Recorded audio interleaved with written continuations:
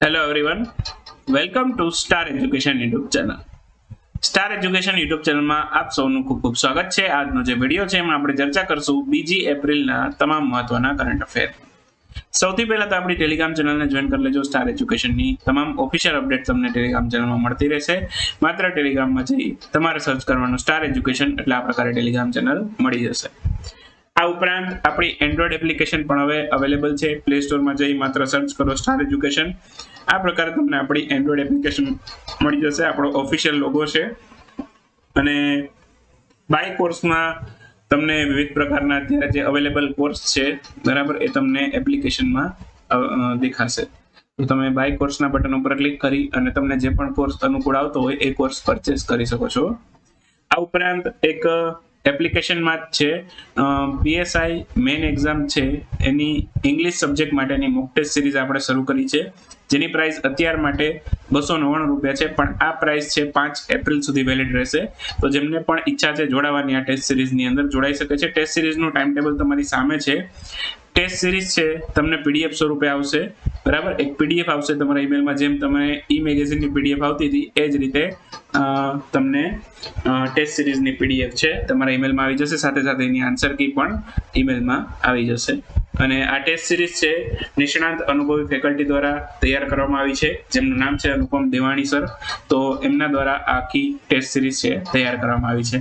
અને પીએસઆઈની મેઇન એક્ઝામમાં કેવા ક્વેશ્ચન આવી શકે તો એને અનુરૂપ છે આખો ક્વેશ્ચન પેપર છે તૈયાર કરવામાં આવેલા છે. ટોટલ 20 ક્વેશ્ચન પેપર મળશે તમને ₹299 અંદર, અને આ પ્રાઇસ 5 એપ્રિલ સુધી વેલિડ રહેશે. 5 એપ્રિલ પછીની પ્રાઇસ છે ₹399 થઈ જશે. આ ખાસ યાદ રાખજો બરાબર. તો જેમને જોડાવાની ઈચ્છા છે જોડાઈ શકે છે. ચાલો શરૂ કરીએ હવે આજનો વિડીયો. 2 એપ્રિલના કરંટ અફેર. સૌથી પહેલો ક્વેશ્ચન આજના વિડીયોમાં હાલમાં જ છે ઇન્ડિયન એગ્રીકલ્ચર ટુવર્ડ 2030 આ પુસ્તક છે બરાબર, એને કોના દ્વારા તૈયાર કરવામાં આવેલું છે? એકચ્યુઅલમાં એવું પૂછે કે આનું લોન્ચિંગ કોના દ્વારા કરવામાં આવેલું, તો પણ તમે લોન્ચિંગ ઇવેન્ટનું આયોજન કોના દ્વારા કરવામાં આવેલું એવી રીતે કદાચ ક્વેશ્ચન પૂછે બરાબર, તો પણ આનો આન્સર એ જ આવશે. અને આનો આન્સર છે નીતિ આયોગ અને ફૂડ એગ્રીકલ્ચર ઓર્ગેનાઇઝેશન. તો આપણો આન્સર થશે એ અને બી બંને. ઓપ્શન ડી આપણો કરેક્ટ આન્સર થશે બરાબર. આ પુસ્તક છે એમના દ્વારા તૈયાર કરવામાં આવ્યું છે, નીતિ આયોગ અને ફૂડ એગ્રીકલ્ચર ઓર્ગેનાઇઝેશન. સંયુક્ત રાષ્ટ્રની એક સંસ્થા છે ફૂડ એગ્રીકલ્ચર ઓર્ગેનાઇઝેશન બરાબર, જેનું મુખ્ય મથક ક્યાં આવેલું છે? ઇટલીના રોમની અંદર. તો આ પણ યાદ રાખજો બરાબર.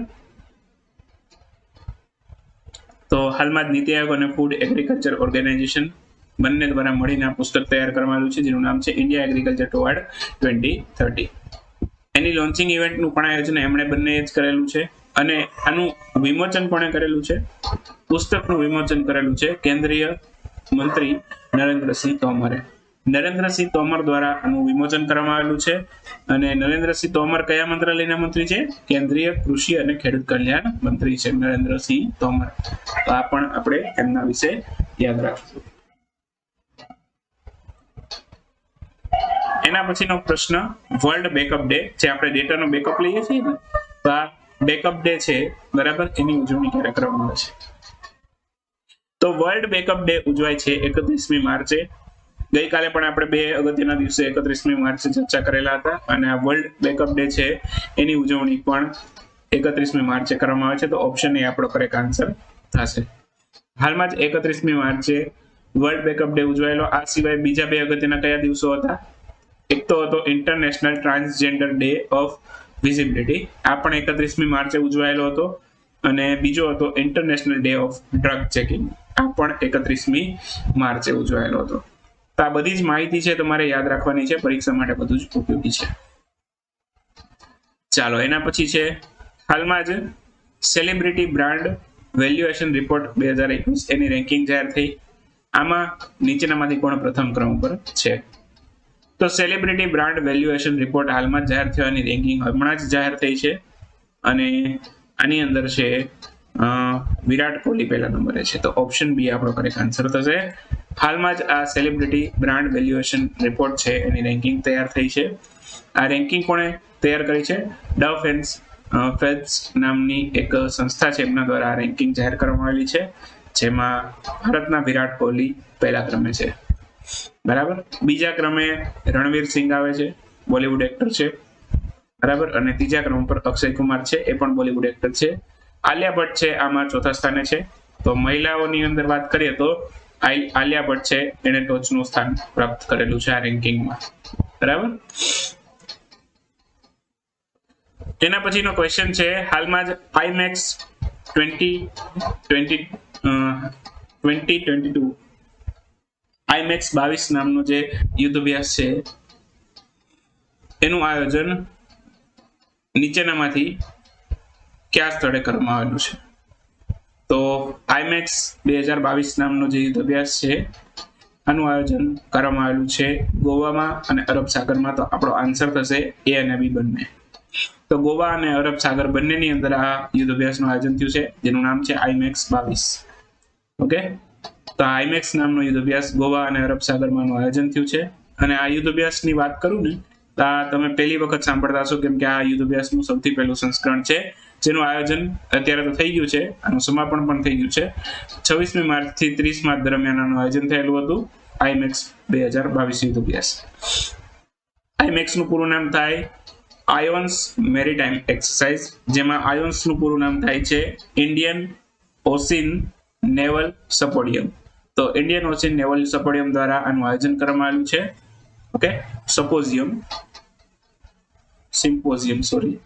ઓકે. તો ઇન્ડિયન ઓશિન નેવલ સિમ્પોઝિયમ એમના દ્વારા આનું આયોજન કરવામાં આવેલું છે. આ પણ આપણે યાદ રાખીશું. બરાબર. આયોન્સ નું પૂરું નામ આપણે યાદ રાખીશું. બાકી આ યુદ્ધ અભ્યાસનો મુખ્ય હેતુ શું એવું પણ પૂછે તો માનવતાવાદી સહાય અને આપત્તિ રાહતની કામગીરીમાં નૌકાદળની આંતર પ્રતિક્રિયા વધારવાનો છે. આ પણ આપણે યાદ રાખશું હેતુ શું હતો એનો. ચાલો, એના પછીનો ક્વેશ્ચન છે, હાલમાં જ 5મી બિમસ્ટેક સમિટ, એમાં ભારતનું પ્રતિનિધિત્વ કોણે કરેલું છે? બરાબર.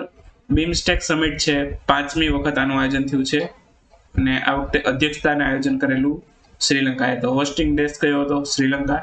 અને આમાં પ્રધાનમંત્રી નરેન્દ્રભાઈ મોદીએ ભારતનું પ્રતિનિધિત્વ કરેલું. તો ઓપ્શન બી આપણો કરેક્ટ આન્સર થશે.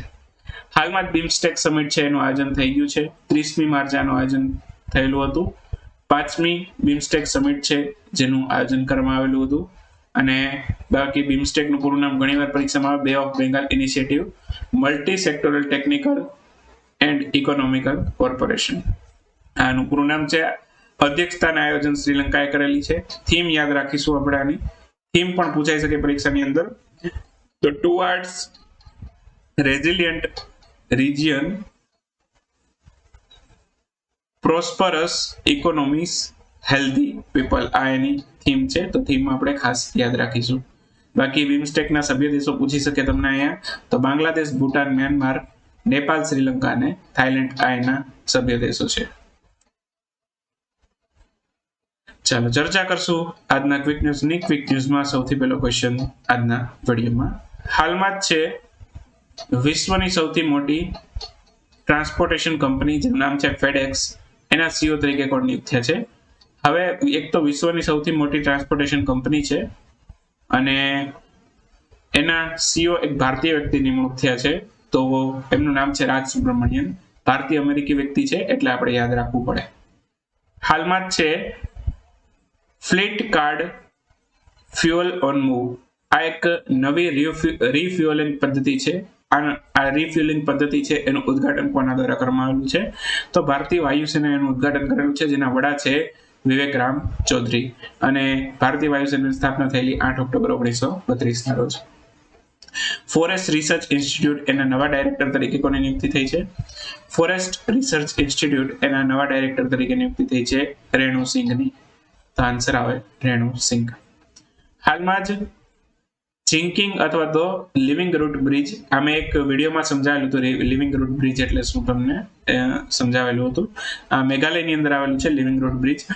એક પ્રકારનો કુદરતી રીતે તૈયાર થતો પુલ છે અને સૌથી પહેલા શરૂઆતમાં છે ને ત્યાંના આદિવાસી લોકો છે એને એક શેપ આપી દે અને એક પ્રકારનો કુદરતી રીતે વૃક્ષના વેલમાંથી તૈયાર થતો આખો બ્રિજ છે, બરાબર, જેમાં લોકો ચાલી પણ શકે.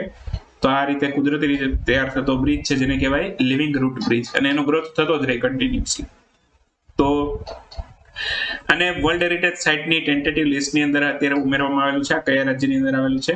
આ મેઘાલયમાં આવેલું છે. બરાબર, ક્યાં આવેલું છે? મેઘાલયમાં. એના પછીનો ક્વેશ્ચન છે, હાલમાં જ કેબિનેટે $808 મિલિયન પ્રોગ્રામ MSME ના વિકાસ અને વેગ આપવા માટે મંજૂર કર્યો છે. આ MSME નું પૂરું નામ જણાવો. પ્રશ્ન એ પણ પૂછે MSME મંત્રી કોણ? તો MSME મંત્રી તમારે મને કોમેન્ટમાં કહેવાનું છે. પૂરું નામ હું તમને કહી દઉં, micro small and medium enterprise. અને MSME મંત્રી આપણે ઘણી વખત વિડીયોમાં ચર્ચા કરતા જ આવીએ છીએ, તો યાદ આવવા જોઈએ. તો ઇન્ડિયા રેટિંગ્સના અનુમાન પ્રમાણે નાણાકીય વર્ષ 2023 માટે ભારતનો GDP કેટલો છે? તો ઇન્ડિયા રેટિંગ્સના અનુમાન પ્રમાણે ભારતનું GDP 7 થી 7.2% ની વચ્ચે રહેશે. RBI ના આ ક્વેશ્ચન બહુ મસ્ત છે અને પરીક્ષાની દ્રષ્ટિએ મોસ્ટ ઇમ્પોર્ટન્ટ છે. RBI ના એક રિપોર્ટ પ્રમાણે ટોટલ બેંક ફ્રોડની રકમ છે 34,097 કરોડ અને એમાં સૌથી વધુ બેંક ફ્રોડ કઈ બેંક સાથે થયેલો છે? એટલે અહીંયા તમને બેંક ફ્રોડની રકમના સંદર્ભમાં પ્રશ્ન પૂછેલો છે. બેંક ફ્રોડની રકમના સંદર્ભમાં તમને એ પ્રશ્ન પૂછેલો છે કે ભાઈ કઈ બેંક સાથે સૌથી વધુ રકમનો બેંક ફ્રોડ થયેલો છે? તો એમાં તમારો આન્સર આવે પંજાબ નેશનલ બેંક. હવે તમને એમ પૂછે કે સૌથી વધુ બેંક ફ્રોડ કઈ બેંક સાથે થયેલા? તો એમાં આન્સર આવે બેંક ઓફ ઇન્ડિયા. અહીંયા રકમની વાત નથી થતી, બરાબર? આમાં કેટલી સંસ્થાઓએ બેંક ફ્રોડ કરેલો આ બેંક સાથે? તો આમાં 13 સંસ્થાઓ છે જેણે બેંક ઓફ ઇન્ડિયા સાથે ફ્રોડ કરેલા. રકમ તો પંજાબ નેશનલ બેંકની જ વધારે ગઈ છે, એપ્રોક્સ 4,000 કરોડ ઉપર ગઈ છે. તો સૌથી વધુ બેંક ફ્રોડ કઈ બેંક સાથે થયા એવું પૂછે તો બેંક ઓફ ઇન્ડિયા, અને બેંક ફ્રોડની રકમ પૂછે તો એમાં પંજાબ નેશનલ બેંક. આ ખાસ યાદ રાખીશું. બાકી લાસ્ટ ક્વેશ્ચન છે, બીબી ગુરુંગ હાલમાં જ એમનું નિધન થઈ ગયું છે, એવો કયા રાજ્યના પૂર્વ મુખ્યમંત્રી હતા? તો સિક્કિમના પૂર્વ મુખ્યમંત્રી હતા અને સિક્કિમના ત્રીજા મુખ્યમંત્રી હતા. બરાબર, તો આ ખાસ યાદ રાખીશું. અત્યારે કોણ છે? પ્રેમસિંહ તમાંગ. આ પણ યાદ રાખીશું. બસ, વિડીયો સમાપ્ત થાય છે 2 એપ્રિલનું. બાકી તમને એપ્લિકેશનની લિંક ડિસ્ક્રિપ્શનમાં પણ મળી જશે, ત્યાંથી પણ તમે ડાઉનલોડ કરી શકો છો.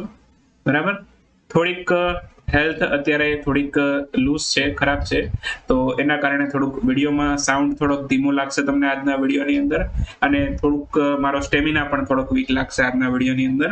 તો ઓકે, મળીએ નેક્સ્ટ વિડીયોમાં 3 એપ્રિલના વિડીયોમાં. ત્યાં સુધી રજા લઈએ. આવજો, બાય બાય, ગુડ નાઇટ, શુભરાત્રી. Thank you for watching Star education.